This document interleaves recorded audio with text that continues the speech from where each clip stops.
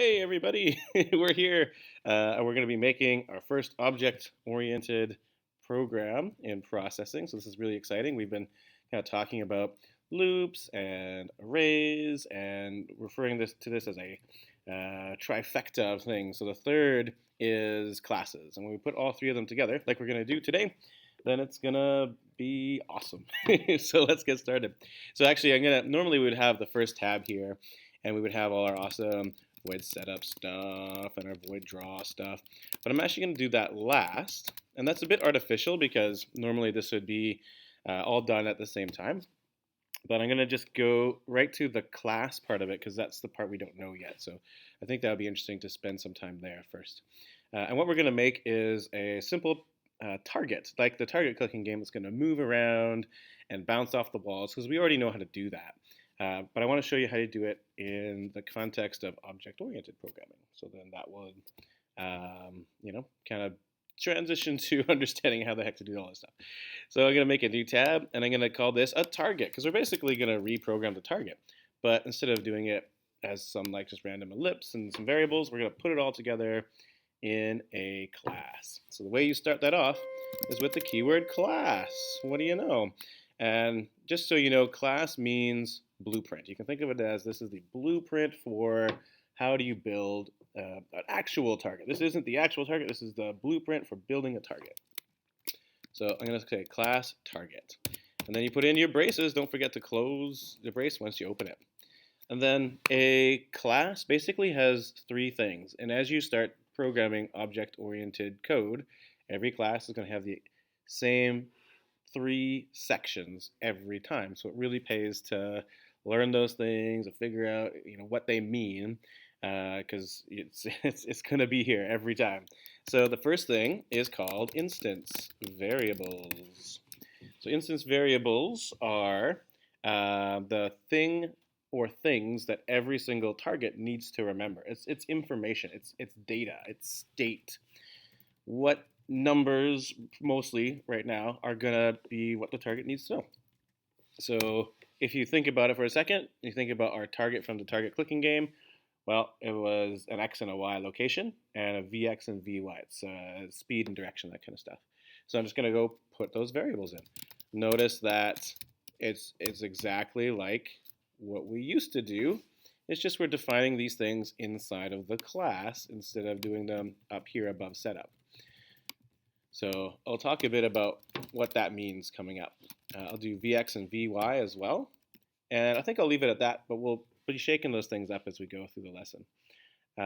So then the next thing that every target needs is a constructor. It's a special function that is responsible for initializing all of your instance variables.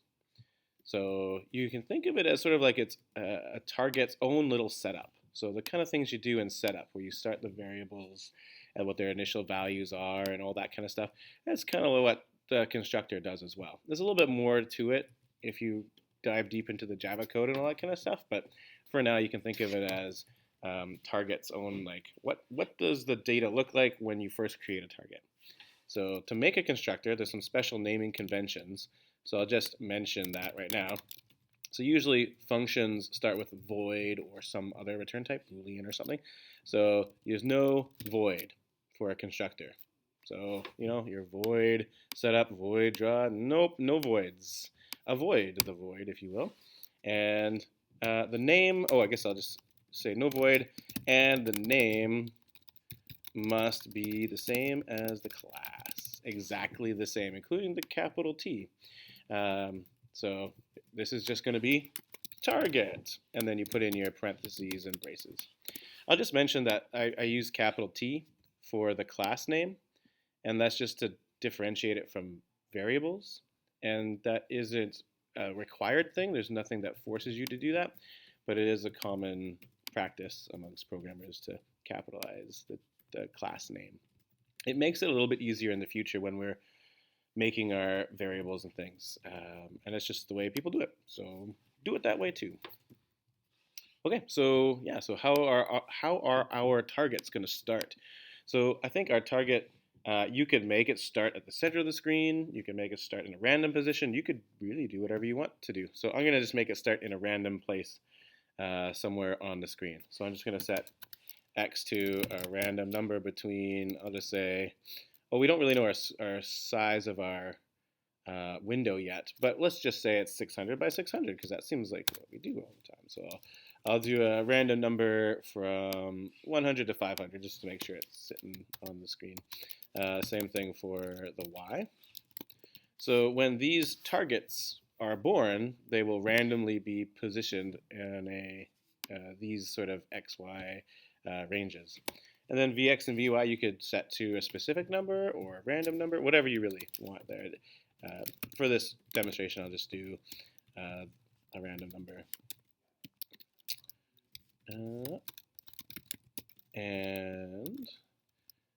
While I'm doing this, I will just mention that we've talked about how when you program, you shouldn't just type in a whole bunch of stuff and press run and expect it to work. So this is me showing you how to make a class. It's not really how you're going to program a class. You probably want to, at this point, have some other code here to test these things out and see how they're going and see if this constructor actually did what you expected it to do. But for us, we're just going to keep on going because, it's a video. So that's number 2. So we have instance variables as number 1. Every class has to have instance variables. Every class has to have a constructor. And then the third thing is really where the fun is. They're called behavior functions.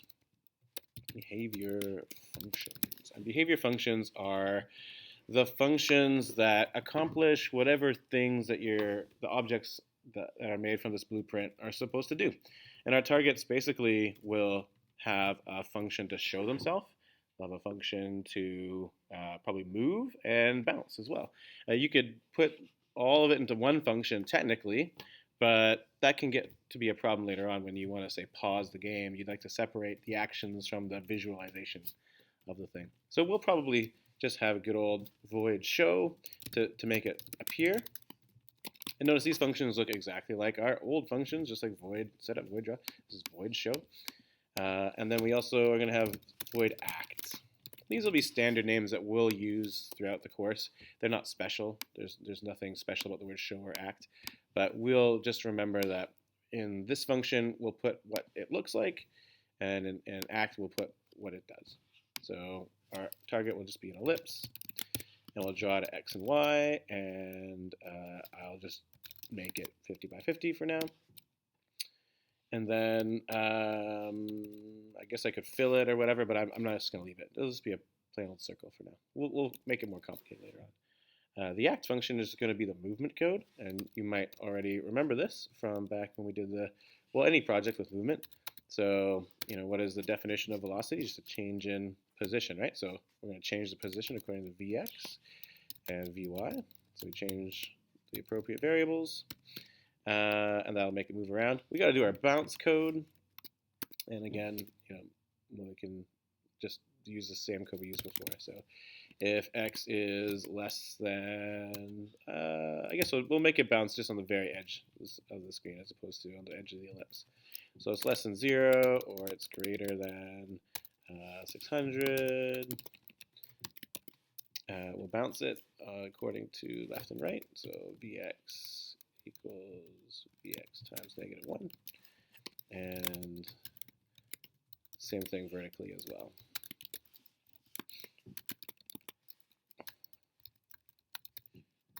All right. So we are kind of done our class. So I'll just mention what it is that we've accomplished, and then we'll go and actually make a target bounce around. So we've made a blueprint for creating targets, and every target's going to have sort of this information it's going to remember. And note that I keep talking about every target because the point of object-oriented programming, well, not the point, but one of the great benefits is you can make many targets. Each one has its own x and own y. Each one has own vx and own vy. We don't have to make x1, x2, x3, x4. All targets have their own x and y. And then all targets have their own private setup, own little setup function called the constructor. And that way we have it set up, it just randomizes things right now.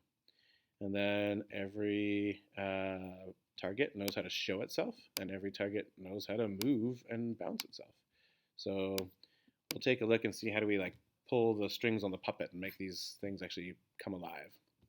So now we're going to go to the main tab, and we're going to set up some stuff, and I'm just going to make a single target right now. I'm just going to call it T for target. So I can make a target variable now. We have created a class, and a class acts just like an int or a float or something. We can make variables now that store a target. And in the setup, I'll probably give it the window size, 600 by 600. So we actually need to create the target. If we just do this step, it makes a target, but the constructor hasn't been called yet. So to call the constructor, you use the new keyword. This is just like an array. So we're going to say equals new target. And hey, look at that. That is our constructor. If you look at our constructor, there it is. Aha, so we're actually calling the constructor there. So good times. We can also use the word instantiation here, just like we used with arrays. This is the instantiation step. This is the declaring step. Maybe I'll just write that down. Declaration, instantiation. I can't spell. Yeah, and it's calling this constructor thing. And then we can actually get it to do the things it's meant to do. So I'll go and in the draw do some sort of background so that it clears every frame back. Go around, there we go, and just make it gray, and then we'll make the target do stuff. So, if we were to run the sketch right now, just so you know, I'll run it just to demonstrate. We have made a target, but notice that we don't see a target. And the target it does exist in the computer's memory, but until we ask it to do its behaviors, it's effectively invisible. But you can make it visible by doing target.show. T.show. T is the name of our target. And then if you want to call the behavior functions, you just put this period here, usually pronounced dot, and then the name of the function. So I'm going to make it show. That's this function here. So T is going to show itself. So we'll run that, and we'll see, hey, look, there's our target. So it's constructor, put it there. If we run it again, it probably will show up somewhere else. Yeah, there it is, because the constructor here is randomizing stuff. Notice it's not moving. It's not moving because all we're doing is telling it to show itself. So if you want it to do the movement and bouncing, you could tell it to act. And again, that's just the second behavior function we wrote. And this is going to happen in a loop, so every frame it's going to act, act, act, show, show, show. Just do that over and over again. So we run that, we'll get our target bouncing around, I hope. Hey, there it is. So we made an object-oriented target. And at this point, you might ask yourself, well, that's nice, but we could make a target without object-oriented programming. So what's the big deal? So we'll talk now about that trifecta, that triforce, I guess was what we were saying. If you combine arrays and loops and classes together, you can make some beautiful and exciting things happen. So that's what we'll do next. So we're going to make a whole bunch of targets moving around, just hundreds of targets. And at first glance, you might think, well, I could make a target T1 and a target T2, and you could go on forever. And each one would have its own X and Y, but you aren't really saving yourself a lot of work. I guess you don't have to have 4 different variables marked 1, 2, and 3, and 4, and so on, but you're still getting that annoying, have to name all the variables problem happening. So that's not going to be the way we're going to do it. But just so you know, you could do it that way for, if you just had a couple of objects, like maybe 2 paddles or something, you can make T1 equals new target as well. And T1 would be a completely separate target. And over here, I would have to say T1.show and T1.act as well. And then both targets would be in there and moving around. So we'd have 2 targets now with their own positions and velocities and doing their own kind of things. One's lazy, one's hyperactive, just ready to go. So yeah, but if we wanted 100 targets, you can see how this won't scale very well. So what we're going to do is we're going to make an array of targets. That's why we've been doing all this array work, because this is where it's going to pay off. All that stuff about arrays. is about to happen here. So I'm gonna, instead of having a target variable, I'm actually gonna get rid of this part here and this part here. I'm gonna make an array of targets. And just like you make an int array and call it nums, or a p-image array, and call it pics or whatever, well, you can make a target array, and you can call it targets or whatever you want to call it. I like to just make the name a plural because that is what it is. It's a collection of targets. So now you got to remember how to do stuff with arrays. That's the declaration step for the array, right? So now we got to instantiate our array. That's where we pick how many targets we want. So I'm going to say targets equals new target array, and you put in how many targets. How many do we want? I don't know, 100. I'll just type in 100 for fun. And now, in the past, when we made like an int array, it would be full of like zeros as the default number. The default value for targets is null, which is a problem because if we wanted to make, say, t sub 0, the first target, do something like show and t sub 0 dot act, that would be a reasonable thing, but we actually haven't instantiated the individual targets in the array. We made 100 slots for targets, but all the targets are null. If I go to run this, you will see I get a null pointer. Oh, actually, oh yeah, it's not t, is it? It's targets. We'll get a null pointer exception. It'll try its best, and then, oh man, null pointer exception. Because our targets themselves haven't been instantiated. We instantiated our array, but that doesn't automatically instantiate each target. That sucks. So now we could do this. You could do targets sub 0 equals new target. We could just go to each individual target, right? Targets sub 1 equals new target. We could do that, but wait, we got the same problem as before. Like we're just having to number things again. We could go all the way to 99, but we're just deferring the problem later and later. So this is not fantastic. But I am going to go down this road just a little bit more.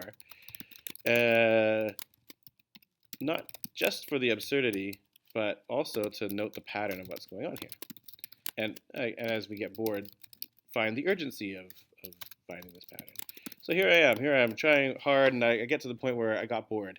I'm at my 5th one, right? Index 4, and I'm looking ahead at doing 95 more, and I don't like it. But notice that these lines of code are identical. The only thing that changes is the index. So what if we made that a variable, started at 0, and put it in some kind of loop where it counted from 0 to 1 to 2 to 3. That's stuff we've been doing for the last 2 weeks, right? So we could, make that loop. How would we make a loop that counts from 0 to 99? You guys could do that. You make a variable like I as your counter. Oops, I messed that up. Start at 0, have a while loop, and while I is less than 100, then, do something with it, and then I equals I plus 1. That's like straight up, almost every student got that question right on the quiz. And I know that loop itself seems probably pretty straightforward, although after a long weekend, maybe I guess I shouldn't make that assumption. But let's hope that it is. So anyways, that is a loop that counts from 0 to 99, and that's what we want here too, right? We want to count from 0 to 99. So instead of saying all these separate targets, sub 0, target sub 1, you can say, targets sub I equals new target. And so now we're going to go to each target in the array and instantiate it one by one, starting with 0, then going to 1, and then going to 2, and then going to 3, all the way up to 99. And when we get to 100, it'll stop. So we've just instantiated all those beautiful little targets. And then we could make it show. Look, I'll show the first one. There we go. Go. Hey, there it is. And we can show the next one. Targets sub 1 dot show.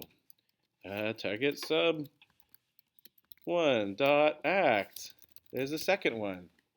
Oops, I full screened it, but whatever, it's fine. Well, maybe it's fine. Hey, there they both are. Look at that. They're both there. There's 100 of them, and I could keep typing in targets sub 1, sub 2, sub 3, sub 4. And then at some point you're gonna get wise to me, and you're like, wait, you're probably giving me an example of why this is a bad idea, and you're right. This is not the way we're gonna do it because we get back to that same old problem of we have to manually number these things. So if you're sort of following along with what the while loops are for, it's to get around all that manual labor of typing in the 0, 1, 2, and so on. And notice that this is the same pattern over and over again, right? It's always target sub, some number dot show, and target sub the same number dot act, and we just do it over and over. We're just changing the 0 to a 1 to a 2. So that's what we're going to do. We're going to put that in a loop, just like we did for our instantiation step. So I can do the same loop, actually the exact same loop minus the meat of it. We're not going to do the same instantiation step. We're going to make another loop that is identical in structure. So, int I equals 0, while I is less than 100. I equals I plus 1. Plus 1. We're going to do that. And then we're going to take our behavior function stuff, and we're going to stick that in our loop. And instead of 0 or 1 or 2, we're going to stick in I, because that's what our loop does. It changes I from one thing to the next. And then if I run this, every frame it's going to go to every single target and tell it to show and tell it to act. And we'll get 100 targets, all moving around, all bouncing around and having a merry time. And we can go and change that number too. It's a little bit annoying because I have it in 3 different places, 100, 100, 100. So it's kind of convenient to turn that into a variable. You can call it whatever. I'll call it n just for fun. And I can just give it a number like 1,000. This will lag our computer pretty good. I'm just going to stick n in here and here and here just so that I can change it in one place, because if you have to change it in 3 places, you're just opening yourself up to drudgery and possible mistakes. So if I run this now, look at that, I have 1,000 targets. Ooh, they sure are lagging hard at this point. But, life is good otherwise. I can change this number now to 10. And I'll just instantly have 10 targets that are bouncing around and moving around. So this is the basics of object-oriented programming. And what we're going to be doing over the next little while is we're going to be taking a look at different examples of objects and learning how to create the class to represent those different things. A lot of the stuff over here is going to stay pretty much the same. And you'll find that certain parts will change and certain parts won't. And that'll be interesting to see that kind of meta pattern, the pattern of the patterns as we go forward. All right, thanks everybody. Oh, that's not the stop. Awkward ending. Bye.